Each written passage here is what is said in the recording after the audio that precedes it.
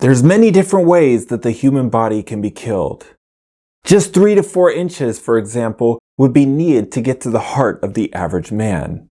Even just a simple fall could fracture a skull leading to death. And war just adds that much more opportunity for bodily harm and death. In this video, we are going to discuss the types of injuries one could expect to find on the ancient battlefields of Japan.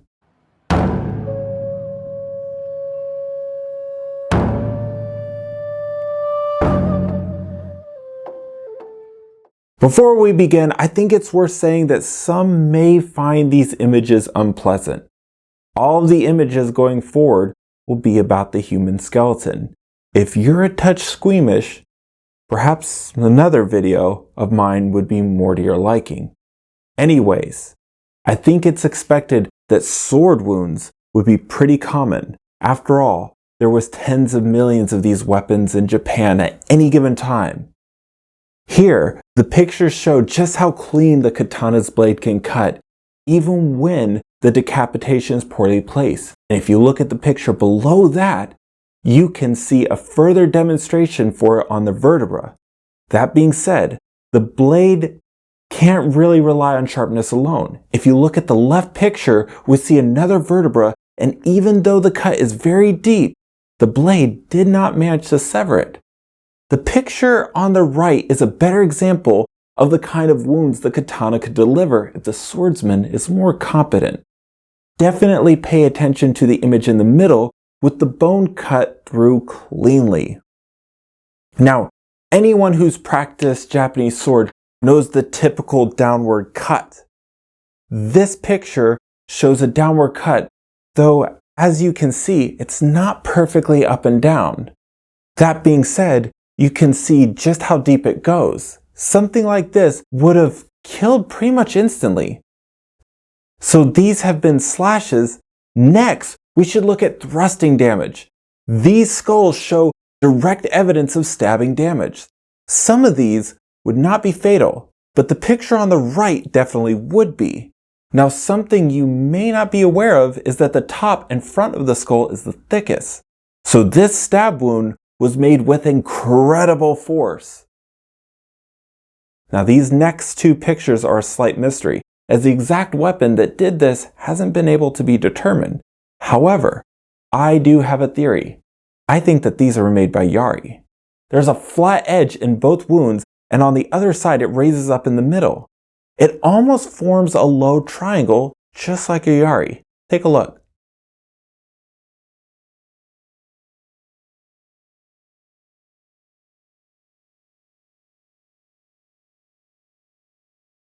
Spears were, of course, much more common on a Japanese battlefield than swords. That being said, determining what would be a spear wound as opposed to a sword is actually kind of difficult. Most of the areas that a sword wound would occur would be in the soft tissue of the body, and any damage to bone looks a lot like the edge damage of a sword. Honestly, this could be said about arrows too, come to think of it. Now, I am currently trying to save up money to do more weapons tests, so we can get a better idea of the kind of trauma that could happen with these tools. If you'd like to help me, definitely check out my Patreon link. It'll be in the pinned comment below. With that being said, a type of damage that the spear could do is actually blunt force trauma. In Sojutsu, a common technique is to use the end cap, or hurumaki, to strike at the temple of the enemy. This may not seem like a powerful technique, and I'll admit in the past I've thought the same. However, the temple isn't that thick of an area. On top of that, skulls have shown evidence of this kinds of damage. It's almost like a small mace on a long pole. This trauma, if it didn't kill outright, would have concussive abilities. Eyes would blur, potentially fill with blood. Basically, anyone with this kind of damage would be incredibly easy to finish off. Now, axes aren't something that most people think of when they think of Japanese combat. Most people think of, say, European combat. But it did exist. It just isn't a lot of information is readily available. By the way, guys, seriously, Would love to do tests on these, so check out that Patreon. Anyway, war axes would of course been used, but also woodworking axes found their way to the battlefield. Peasant soldiers sometimes had to provide their own weapons, and woodworking tools were prime choices quite often. This example on the left shows heavy evidence of a hacking motion. On top of that, the irregular pattern on the skull would be caused by the removal of such a thick blade once it was lodged in it. These next two pictures are said to be wounds made by the same instrument, and I think that the picture on the right definitely could be that. I'm not so sure about the picture on the left though. There's this very fine line at the top that I'll mark with a red line that just seems too small and thin to be the same as the one on the right, which you can see is much thicker. Plus the blowout, which I'll mark in green, is far larger and almost disconnected. I do think it's very possible that this is the result of multiple strikes, either with the same weapon or with different ones. In the comment section down below, give me your theory on what this could be. I'm actually very curious what you guys have to think about this. Now this next one is very obvious. With all that said, it's also pretty surprising. This is a matchlock shot. Now what I find incredibly surprising is how clean the exit wound in the bone is. I would expect there to be a lot more fragments missing.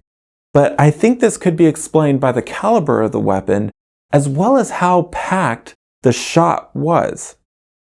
Now, before you go, I'd like once again to ask you to subscribe to my Patreon. This episode was incredibly hard for me to research, despite how short it was. To put it plainly, there isn't a lot of information out there on subjects like this. Most of the information is held by universities that aren't willing to make it public for reasons that I don't fully understand. Which means that some of this stuff ends up being speculative at best. I want to change that. Tests are a great step towards that goal. They're not cheap though. Even subbing just $5 a month would be a great help. So in the pinned comment down below, I'll leave a link and lay out what my plans for tests going forward will be. And if you'd like to discuss it, leave a comment. I'd love to hear your thoughts.